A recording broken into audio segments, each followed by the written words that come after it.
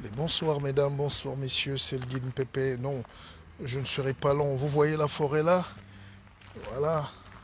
Le Pépé va dormir en forêt ce soir, mais je vais vous lire un petit livre qui s'appelle Madame de Bovary. C'est un livre qui est paru en 1856, première édition. C'est Émile Zola, c'est une œuvre majeure. Non, c'est Flaubert, pardon. Hein? C'est Flaubert, Gustave Flaubert.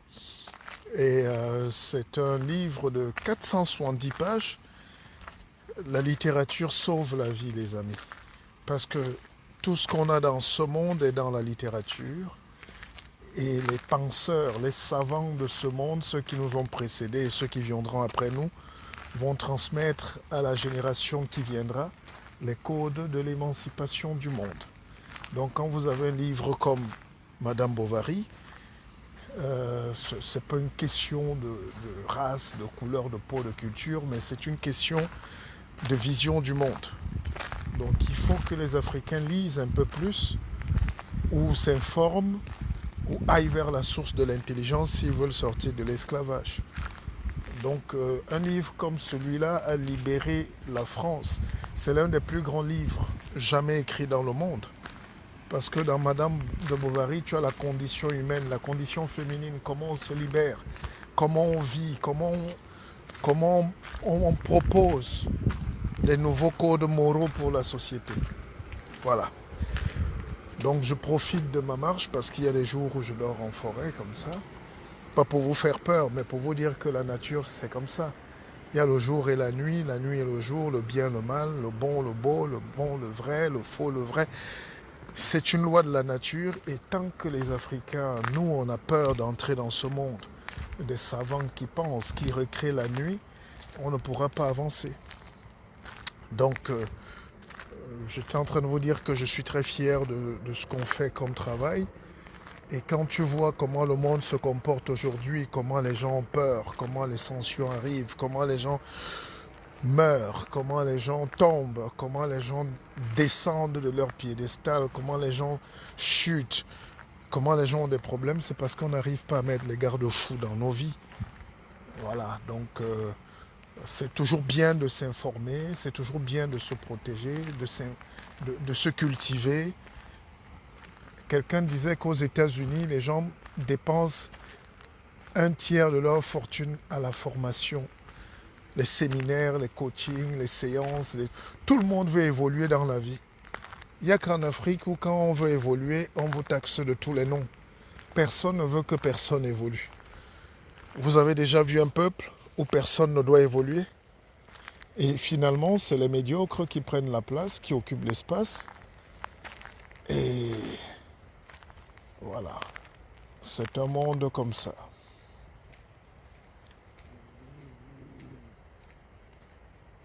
Ne me mordez pas, petit.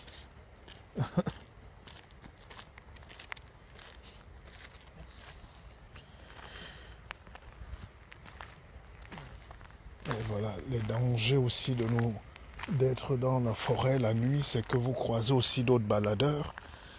Ils ont leurs chiens, leurs gros chiens, pour se protéger. C'est-à-dire l'homme n'a plus, il n'a pas confiance, il faut qu'il ait un gros chien, un bulldog, un truc américain. Et ça blesse, ça mord, ça tue les gens en forêt. Bon, c'est des risques. Nous, on est habitués, donc j'ai pas peur.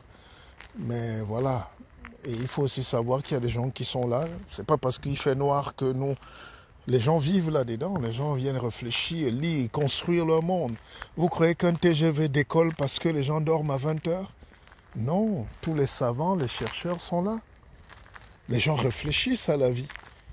La vie n'est pas finie. Tout le monde se bat pour réfléchir à la vie. Il n'y a que chez nous où on a accepté d'être pauvre dès la naissance. On dit que c'est fini pour nous. Tu trouves toute une ville, les jeunes ont les mains sur la joue. Et ils sont en train de prier quand même. Je ne sais pas qui ils prient. Le Dieu que moi je connais, c'est un Dieu de la force, de la vérité, de la lumière, de l'intelligence, de l'abondance, de la richesse. Mais vous priez donc quoi et vous êtes dans le noir? Mais priez au moins pour qu'il y ait de l'électricité. Et quand Dieu vous a mis sur la course, il ne s'occupe plus de vous. Ceux qui meurent, meurent. C'est ça qu'on appelle le libre arbitre. Chaque homme doit se lever et se battre. Voilà le petit discours qui nous vaut toutes les guerres qu'on a dans ce monde-là, toutes les calomnies. Hein? Quand on dit Martial Bissot quelque part, oh, celui-là, il doit dormir seulement au ciel, au 7e temple. Non, il n'y a rien de mystique. Il faut prendre son courage pour ouvrir un livre. Prendre son courage pour ouvrir la forêt. Prendre son courage pour ouvrir la science, la connaissance. Se battre pour avancer.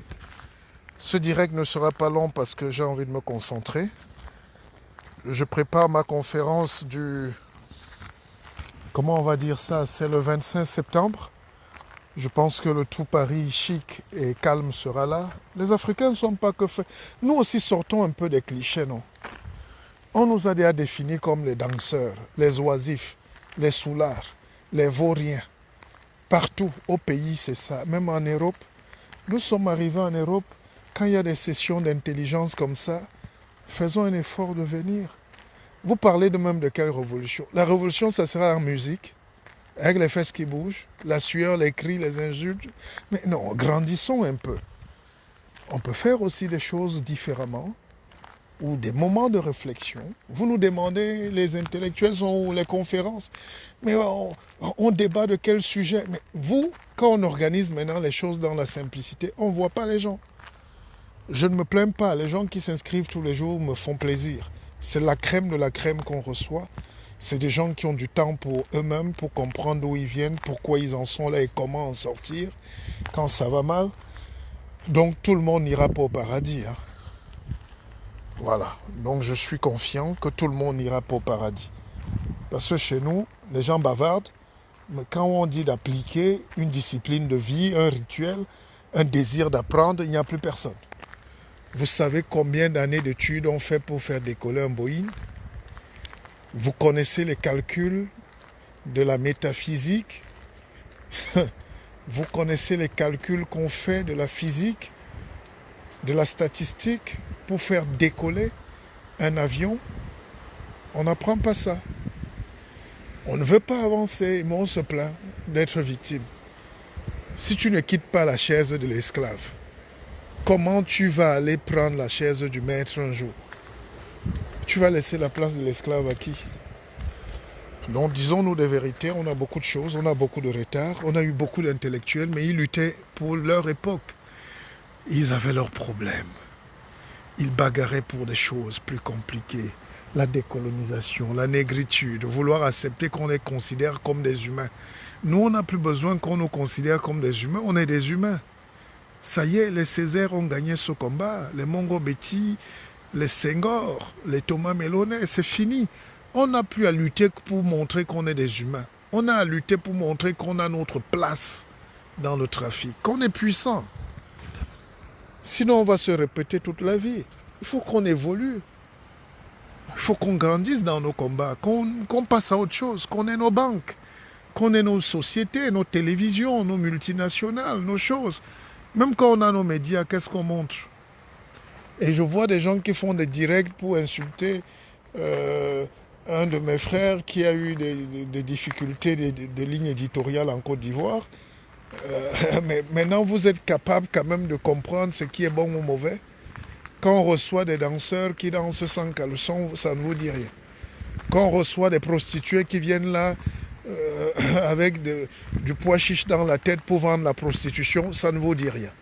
Quand on parle des conséquences de la prostitution et des bandits que vous recevez à la télé, donc le viol, là ça devient un problème international.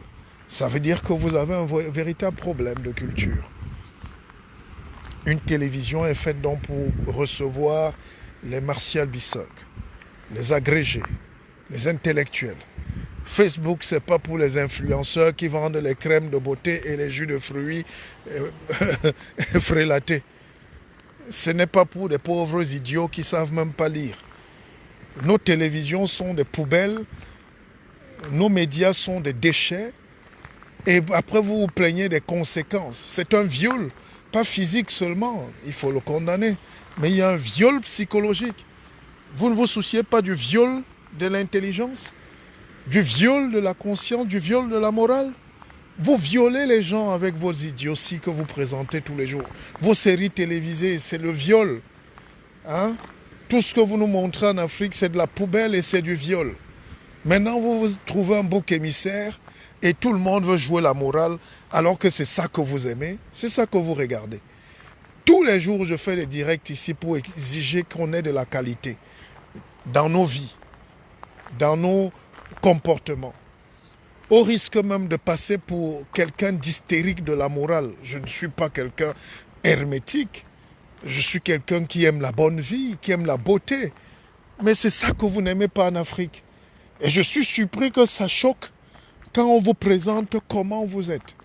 Je ne peux pas encourager ce qui est arrivé. Je souhaite que les Ivoiriens prennent cette étape-là avec beaucoup de respect, de grandeur. Parce que je pense que ce n'est pas une bonne phase pour montrer les choses comme ça. En même temps, je sais que mon frère Yves Dembélé, c'est un professionnel. Il sait ce qu'il a fait et il va essayer de rebondir positivement si on lui donne la chance. Mais il ne faut pas que les gens profitent comme si, quand tu arrives en Afrique, en Côte d'Ivoire, Cameroun, Togo, Gabon, tout ça, il y a que c'est du bonheur là-bas, que c'est beau, que les gens travaillent pour l'excellence. Vous ne travaillez pas pour l'excellence. Les musiciens que vous vendez là à la télé, hommes comme femmes, déjà les gars viennent tout maquiller, démaquiller. Ils s'injectent les produits. Tous ces Congolais que vous recevez là à longueur de journée, nos enfants voient ça. Quelqu'un qui est noir comme le fond de la marmite est subitement rouge. Mais c'est un viol. Là, il n'y a pas de débat là-dessus. C'est même les amis des présidents, de nos ministres et tout ça, ils s'en vantent. Là, vous dites que c'est les grands chanteurs. Ils citent à longueur de journée le nom de tous les bandits du monde. Et on danse. Ils nous imposent ça à la télé. Là, vous ne dites rien. Ah, mais il faut donc prendre conscience qu'il n'y a pas une morale à double vitesse. D'accord? Il faut que les gens se lèvent et se battent pour des vrais idéaux, pour une société juste, pour une société claire. Il y a des choses qui ne passent pas ici en France à la télévision. Il y a des choses qui ne passent pas. Il y a le CSA, le Conseil supérieur de l'audiovisuel. Chez nous, il y a des choses comme ça, mais c'est juste pour plaisanter. Vous comprenez donc qu'on a du boulot. Et quand on vient sur le net, ce n'est pas pour rigoler. Quand nous venons sur le net, c'est pour conscientiser, pour travailler. C'est pour montrer que nous sommes quand même des valeurs et il faut que l'Afrique avance. Je préfère que cette étape, ce dérapage, soit pris comme un exemple. On appelle ça en droit une jurisprudence pour que les gens comprennent que tous les secteurs de la vie doivent être bons. On doit se battre pour la qualité. Vous ne pouvez pas nous vendre à longueur de journée des gens qui ne connaissent rien. C'est eux nos influenceurs aujourd'hui. Des parfaits idiots ouvrent des églises. Ils racontent des salades et tout et n'importe quoi. Vous laissez nos enfants abandonnés dans des sitcoms brésiliennes, novellas, mais même africaines, où toutes les filles là sont décapées du cerveau et de la peau. Mais c'est un viol. Et le viol n'a pas commencé aujourd'hui. Il faut condamner avec la dernière énergie. Mais il faut quand même prendre conscience que nous sommes médiocres. C'est pour ça que nous avons une société qui produit de la médiocrité à la chaîne, à la télévision, comme dans les familles, les maisons. Quel est votre idéal? Est-ce que vous vous lavez même encore? Est-ce que les gens nettoient leur maison? Est-ce que les femmes font leur toilette avant de dormir? Est-ce que nos filles sont contrôlées? Est-ce que les devoirs sont faits? Est-ce que les chefs de famille sont là? Est-ce qu'il y a une structure familiale qui tient encore aujourd'hui? Est-ce que les parents ne sont pas au bar? C'est tout ça qu'on appelle le questionnement moral et il faut un réarmement moral. Il faut une vraie révolution en Afrique. Et quand j'ai vu les réactions aujourd'hui, je me suis dit, peut-être l'Afrique est en train de se réveiller. Mais est-ce que vous êtes sincères? Allons donc jusqu'au bout des révolutions. Donc si les images vous ont choqué, ce qui est normal, il faut que tout le reste vous choque quand ce n'est pas beau. Et tout est choquant en Afrique. La manière de vivre, de présenter les gens, de détruire les valeurs, de cacher les lumières pour célébrer les idiots qui cognent dans les bouteilles. On dit que c'est la musique. Vous célébrez encore quoi? Des apôtres qui ne savent même pas lire. Ils viennent nous parler de l'Église. Ils nous viennent nous parler des gens qui ont violé nos parents, tué nos parents comme des modèles qui montent au ciel. Mais toutes ces réflexions, c'est un viol de la conscience, dont l'Afrique a tout le temps été violée. Et le problème de mon frère, de notre frère Yves Dembélé, c'est en train de recréer une nouvelle révolution personnelle dans le cœur des Africains pour qu'on se demande, mais finalement, qu'est-ce qui nous arrive? Donc c'est notre société qui est comme ça. C'est une société où on peut violer les femmes, on peut tuer tout le monde, on peut salir les gens qui avancent, on peut dénigrer tous ceux qui progressent, on peut éteindre toutes les lumières et après on se plaint qu'on est dans le noir. Vous ne pouvez pas casser vos lumières et vous plaindre de l'obscurité. Sur ce, bonne soirée, je ne suis pas là pour m'être très long, je dors en pleine forêt, j'ai mes méditations et mes concentrations. Retenez-le, on a une grosse conférence le 25 septembre. Inscrivez-vous si vous voulez. Il y aura du beau monde, il y aura de la bonne réflexion, on aura tout le temps de développer. Sur Facebook, on ne peut pas tout dire. Et évidemment, on condamne tout ce qui arrive. Mais il ne faut pas profiter de la pluie pour aller déverser dans le torrent, n'est-ce pas? Ne tuons pas tout le monde. La mouche, c'est-à-dire l'abeille, ne peut pas perdre le temps à expliquer à la mouche que le miel est bien. Parce que la mouche n'a rien à foutre. La mouche est dans la... Voilà. La mouche a sa nourriture que vous connaissez tous. Je ne vais pas citer. Donc, quand tu es une abeille et que tu as le miel, ne perds pas ton temps à aller convaincre la mouche de venir manger le miel. La mouche n'est pas faite pour ça. La mouche va aller là-bas au fond de l'égout. Donc, nous avons une Afrique qui doit produire du miel, mais malheureusement, les 3/4 de l'Afrique nous tirent vers les mouches et la nourriture des mouches. Et ils se plaignent de ces mouches-là. D'accord? Donc, je vous ai annoncé ma conférence. C'est bon, c'est le 25 septembre à 17h. On sera à côté de la scène là. Et puis, mes livres sont là. Vous les prenez, il faut ouvrir un livre. Hein? Vous n'allez pas vous informer ailleurs que dans les livres. Achetez un livre même à la poubelle pour les enfants. Si vous ne savez pas lire, donnez les livres aux enfants. Moi, j'ai dit à mes fils, un livre lu 50 € et ils sont en train d'atteindre 1000 € chacun. Donc, il faut créer quelque chose, il faut s'inventer parce que ce n'est pas facile. Là, je vous ai présenté un livre de 500 pages. Même vous, la personne ne peut lire un livre de 500 pages. Le noir est tellement faible. Mais dites-vous donc qu'ici, là, les Blancs vous mentent. Ils vous trompent.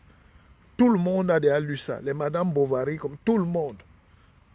Chacun lit un livre. Même dans la forêt où je suis là, les gens entrent en forêt pour lire, pour travailler, pour réfléchir, faire leurs thèses, les recherches. Vous ne voulez pas travailler, mais vous voulez progresser. Ce n'est pas possible. Et puis, j'ai créé l'académie pour former les gens. C'est pour ça qu'on va se retrouver le 25. C'est par le savoir distillé qu'on va évoluer. Mais comment vous pouvez vous plaindre d'avoir une société médiocre alors que vous ne faites rien pour en sortir? C'est être malhonnête. Quand on ne veut pas une situation, on se bat pour changer, pour progresser. Quand vous regardez les Africains, là, même ici en Europe, combien sont en ce moment dans les bars de Paris, là, les trucs là, assis dans les casiers, sur les casiers en train de boire? Ils peuvent acheter un livre. Ils peuvent payer les formations pour leurs enfants. Mais ils vont te critiquer quand même le système du dictateur demain. Vous croyez que le dictateur vit parce qu'il va vous attendre? Il faut savoir déjà comment on combat une dictature, comment on organise des révolutions, comment on se documente par rapport à ce qui s'est passé hier. On n'invente rien. Vous êtes prêts à marcher. Allez, bonne soirée les amis. Moi j'ai une nuit difficile. J'espère qu'un chien ne va pas venir me dévorer. Mais je suis quand même un pépère. On a l'écorce et la mystique. Allez, je vous aime.